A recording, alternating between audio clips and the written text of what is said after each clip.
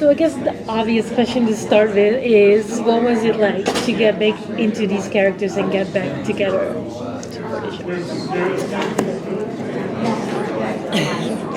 For me, and I can, it was a little bit of a dream. Michael and I sort of conjured this up, and we manifested this years ago, and we talked about it with various people, important people, on Paramount and CBS, and so when it came together and it was a green light, we just, first of all, we couldn't believe it, but then we had worked so hard and we had talked about it that we felt like somehow, somewhere in there, like we had been heard, and we got a chance to really give back to the fans that have been so loyal for so many years, and we've gotten a lot of love from them when we travel and when we go about our lives in different parts of the United States or anywhere we go to, and so we just wanted to get all of those questions answered. Where are they? How are they? How are they living? Are they together? Do they have a child? Do they live together with the child? And so we got a chance to give back a little bit, which was really neat. So it was kind of magical. Working with this guy also was great. You guys teased from the panel that the two characters are not together. When did that decision come in the progress of making this series, and why did you guys decide that we're not going to put them together? Right. Well, so it's interesting. Well, if you've or seen, so you think. Right, and so I think that the 4 episodes reveal the style of storytelling. So there are many episodes of NCIS: The Mothership, some of them written by our friend Jesse Stern and others, where it's told in a non-linear fashion, and you're brought through time, and then you go back, as SpongeBob SquarePants would say, like a few moments later, and then it kind of goes on this time loop, and so there's a device used within the story to tell you where and when you are, which is always funny because setting seems like that's what it is, but it's really telling you where and when they are. And so sometimes it's closer, and sometimes it's farther away, and sometimes the farther away is better. And because we're making it work, and we're good co-parents, and it's like, and then of course, so that happens. And I think that's part of the really super interesting part of the journey outside of the venue, which is Europe, and the storytelling, which is extraordinary from John McNamara, and this incredible cast of guest stars and characters that are series regulars. And you just never know what's happening completely, because the trust issues that Tony and Ziva have is also reflected in the trust issues the audience will have watching the show, because you'll start relying on some narrative to be true, and then suddenly it's an illusion. And so it's the only characters you can trust, just like Tony and Ziva, start to become Tony and Ziva, and all these other people enter the frame.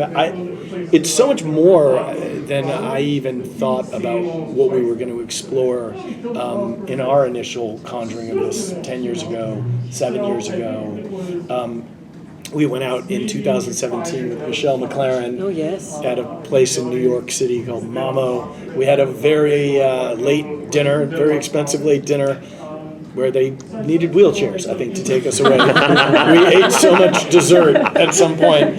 But it was, Bull got fat during that particular period of time.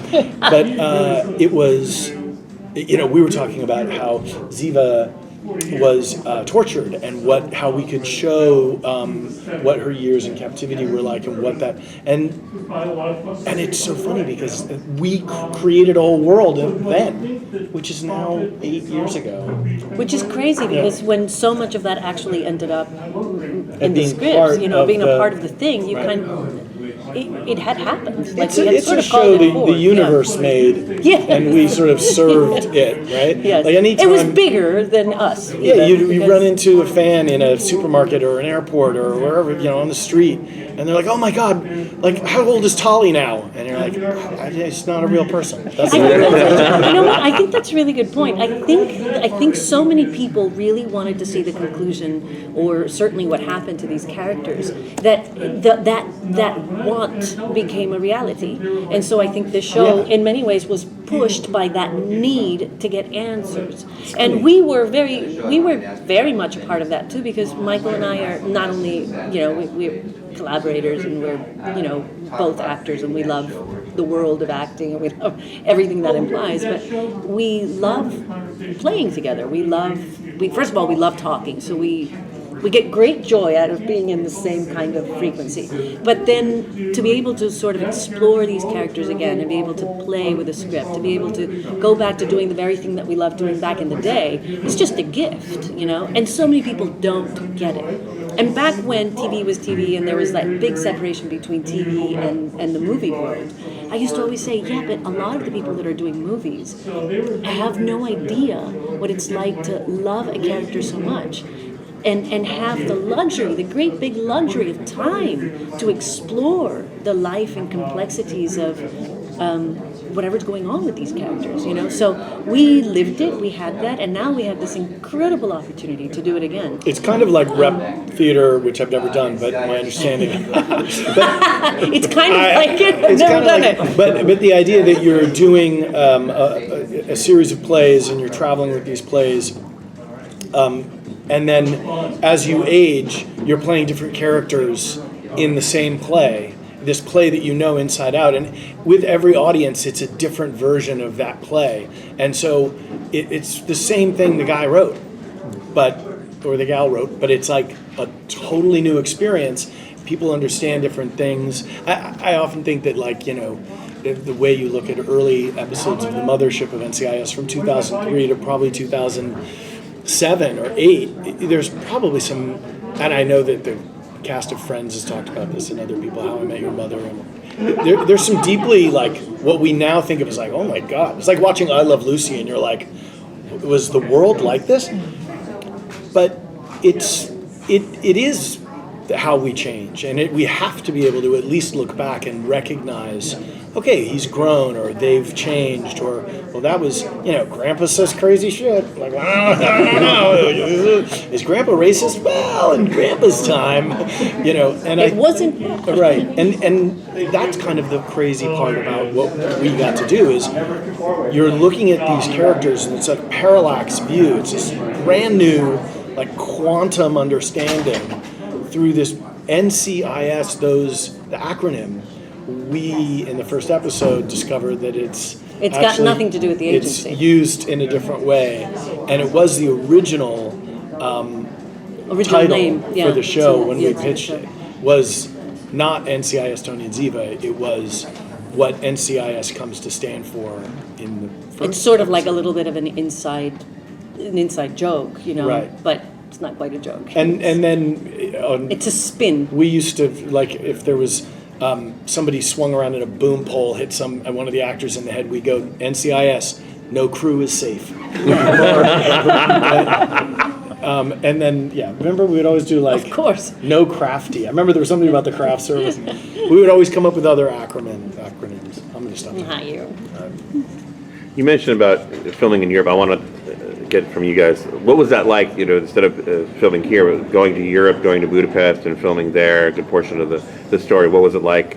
Well, it was like a quintessential character of the story, because so much of the story, for example, they had this whole connection with Paris, Tony and Ziva. So we knew that it had to sort of be in Europe, and then it was like, oh, it's going to be Paris. So it takes place in Paris and in Italy, and then we go to a couple of other countries, but it shoots in Budapest, and the reason why was because Budapest actually serves as a great backdrop that could be a lot of different countries. We have the countryside, which was beautiful, and then you have these wonderful little cobblestone streets, and you could literally be in Paris, and then you just have to sort of change things around in the storefronts, and then so it was a great stage for us to sort of play, you know.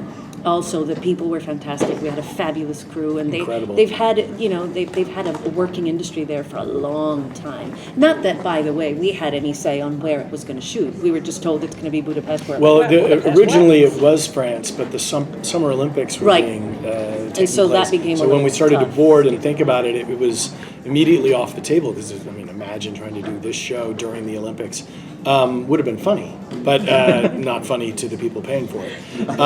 But it's small enough that it doesn't feel like massive, you know. It's a beautiful, beautiful city. It's got his own little thing that's very romantic, and so it was a great backdrop for us. And it, you know, it is a quintessential part of the story. It's its own character in a way.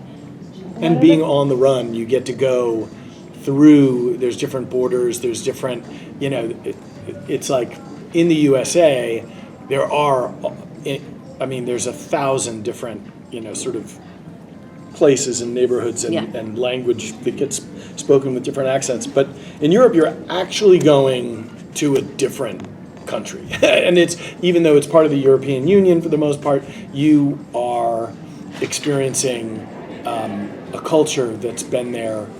I mean, it's a funny story that I'll try to make as concise as possible, but it's a, you know, as Americans, we sort of go into a place and think like that we have all this technology and we have all this infrastructure and we have this education and this medical and then you're in a country like Hungary, which, you know, the Ottoman Empire was like that ago, and the sense of history, the sense that Europe has of its own place in time, in the wheel of time.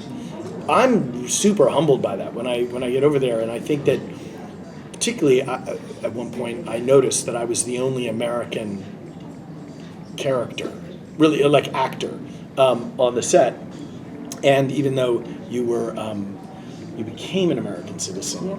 but you know, NCIS, the mothership, was so American. It was like Right. Americana. I mean, you got Mark Harmon throwing footballs, and you got, and even though David McCallum is the man from Uncle and that thing, it felt like a certain kind of time and place.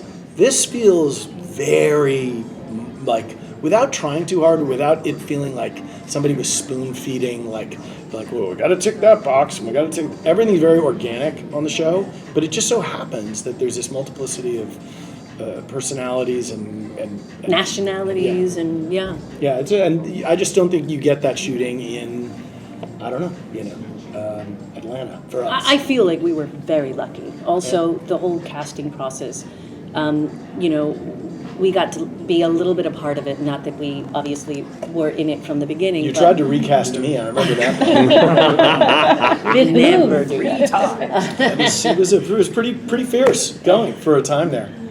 Okay, but I made it. I stuck through it. The crap that comes out. John Patrick Flannery was very close. Yep. Sorry, I can't help I myself. can't help it. Guys, being from Europe, this show has also been going on in the Netherlands, in my country, for Yeah. like 20 years. I would watch it with my parents. What do you think is the enduring success with NCIS, also in the international markets now, moving it to Europe? What is the key to its success? Well, I think the original, The Mothership, had the elements of family that I think people just couldn't get enough of. You know, it lived within a formula that worked. You know, you had a crime, then you solved the crime, and at the end, everyone would. Then the next day, another crime would happen. You know what I mean? So it was always about the crime and solving the crime. Within that story, you had all of these other storylines. You know, relationship stories, sibling stories, and you got to fall in love with these characters because they lived within this frame, this structure, right? That served the characters very well. You got to meet the characters slowly because they got to unfold slowly because you still had to address the, you know, the crime, and you had to solve the crime and all that stuff. What we were intrigued by was the possibility of taking these characters and have them live outside of a formula, right? We wanted to take them out of the agency. We didn't want to have anything to do with the agency. And we wanted Tony and Ziva to really live live out whatever was going on with them, whether it was complex feelings, unresolved feelings, definitely co-parenting, you know. And then, of course, we had to throw the elements of drama, right? So we had to throw all of the plot in it, which is, what are they doing? What are they running away from? Who are they trying to protect? And it became very evident that the most important thing was the daughter. So we created this world that's really about a family trying to protect each other. And, you know, they're thrown into these kind of impossible situations, and they have to trust each other and work together. Yeah, it felt like, I remember saying this to you, that it felt, we were shooting a particular episode with a certain scene, and I went, oh, it's a fairy tale. It's almost like you could start it with Once Upon a Time. Yes. And so it's not a procedural drama in the sense that there's a dead body and we get some clues and we get to Abby and the mass spectrometer tells us that we need to go down to Ducky and talk to him about the thing found in the lung and the larynx. So instead, there's sort of this family, but you know, they get thrown into an impossible situation. And the daughter is offered, remember that scene where she's offered something and Ziva has a response? There's all this kind of very deep, the way fairy tales evoke in you this kind of protective Primal. sense of, yeah.